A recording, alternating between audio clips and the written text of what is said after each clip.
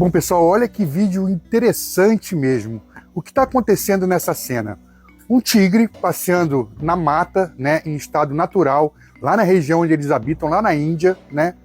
De repente se deparou nesse córrego com o quê? Com uma cobra peçonhenta, uma naja. Exatamente, as najas que ocorrem na Ásia e na África são serpentes extremamente peçonhentas, e uma serpente dessa, se caso venha picar esse tigre morre, vai embora, vai morrer mesmo, né?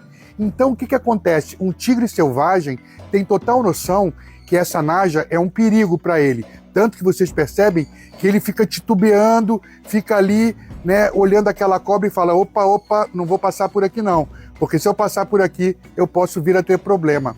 E isso é uma coisa que os animais selvagens aprendem. E sabe como é que eles aprendem a respeitar determinado animal ou não respeitar determinado animal?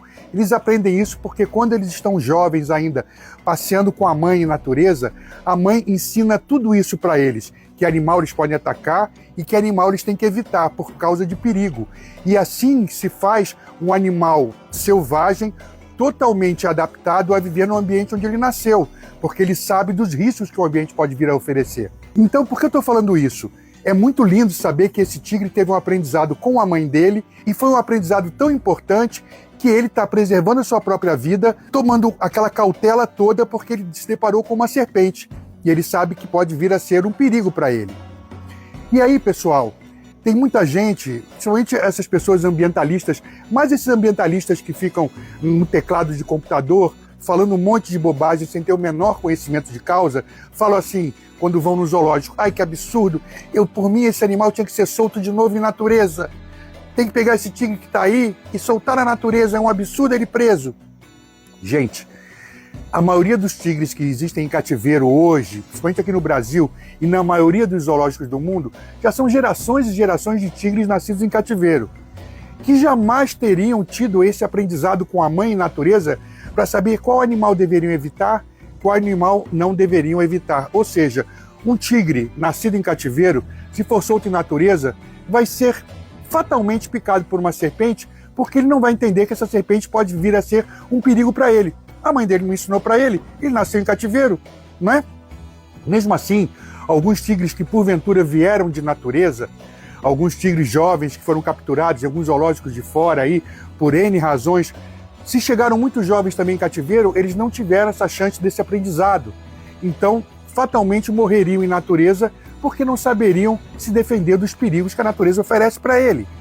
Então eu quero dizer exatamente isso, que muitas vezes esse pensamento, tem que soltar esse passarinho no mato, é um absurdo passarinho na gaiola, muitas vezes animais que estão em cativeiro há muito tempo, ou que nasceram em cativeiro, não tem chance de se defender em natureza contra os perigos, contra predadores, né?